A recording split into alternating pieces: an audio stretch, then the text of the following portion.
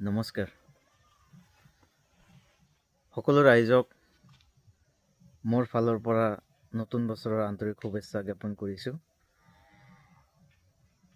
আজি এটা ভিডিঅ' বনাম মই ভাবি আছিলোঁ ৰাতিপুৱাৰ পৰা, কিন্তু সময় পোৱা নাই। মই আজি অলপ ফুৰিবলৈ গৈছিলোঁ। তাতে দেখা পালোঁ যে মানুহে পিকনিক খাই আছে। ইমান ডাঙৰ ডাঙৰ ডিজে বজাই আছে, খালি জুবিন গাৰ্গৰ গান বজাই আছে, জুবিন গাৰ্গৰ গান শুনি আছে, পিকনিক খাই আছে, ডেন্স কৰি আছে। বাৰু ভাল কথা, এইটো ক'বলগীয়া একো নাই। মেইন কথাটো হ'ল যে জুবিন গাৰ্গ আজি আমাৰ মাজত নাই।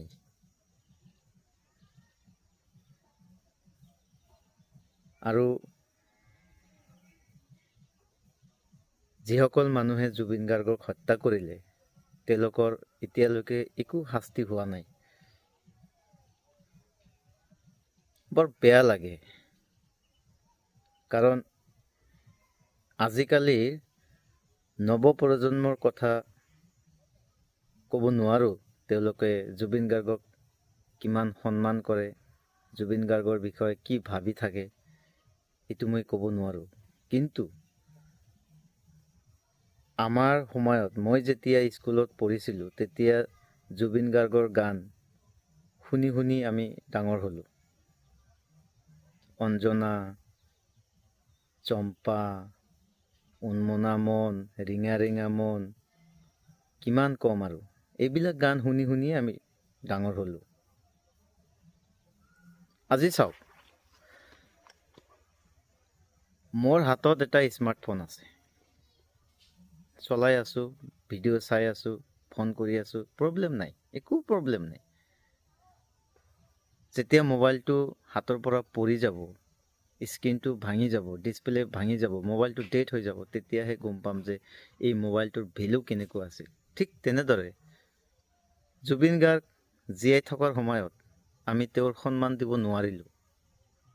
তেওঁ যে আচলতে আমাৰ কাৰণে কি আছিল, এই কথাখিনি আমি বুজি পোৱা নাছিলোঁ। আজি আমাৰ মাজত জুবিন গাৰ্গ নাই,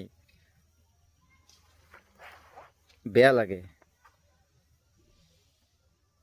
তেওঁ আমাৰ কাৰণে কি আছিল,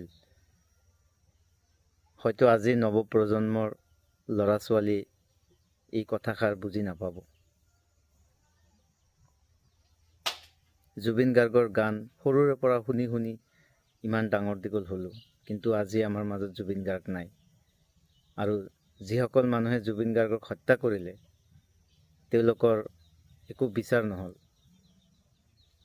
তো মই এইটো ভিডিঅ'ৰ মাধ্যমত এটা কথাই ক'ব বিচাৰোঁ, আমাৰ অসমৰ মুখ্যমন্ত্ৰী মহোদয়ক মই এটা কথাই ক'ব বিচাৰোঁ যে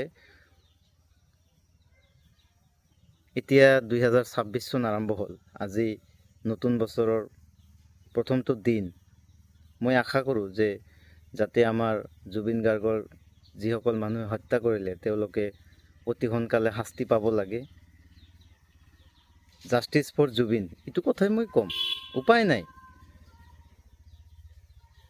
তো আপোনালোকে পিকনিক কৰক, পাৰ্টি কৰক, জুবিন গাৰ্গৰ গান শুনক, জুবিন গাৰ্গৰ হ'লেও তেওঁক যে এটা সন্মান দিব লাগে, এই কথাখিনি পাহৰি যাব নালাগে। মই ৰাইজৰ মাজত এইটোৱে অনুৰোধ কৰিম যে জুবিন গাৰ্গৰ যিবিলাক মানুহে জুবিন গাৰ্গক হত্যা কৰিলে সেইসকলৰ শাস্তি হ'ব লাগে, আৰু অতি সোনকালে হ'ব লাগে। মোৰ এইটোৱেই দাবী। আপোনালোকে ভিডিঅ'টো বেছি বেছিকৈ শ্বেয়াৰ কৰক, মানুহক চাবলৈ সুযোগ কৰি দিয়ক, যাতে ভিডিঅ' সকলো মানুহে চাব পাৰে। এই আজি 2026 চনৰ নতুন বছৰৰ প্ৰথমটো দিনত মই এই ভিডিঅ'টো বনাইছোঁ এটাই উদ্দেশ্য যে ভিডিঅ'টো মানুহে চাব লাগে, আৰু জুবিন গাৰ্গক যিবিলাক মানুহে হত্যা কৰিলে তেওঁলোকৰ শাস্তি হ'ব লাগে। জাষ্টিছ ফৰ জুবিন, কথাটো সকলোৱে মনত ৰাখিব।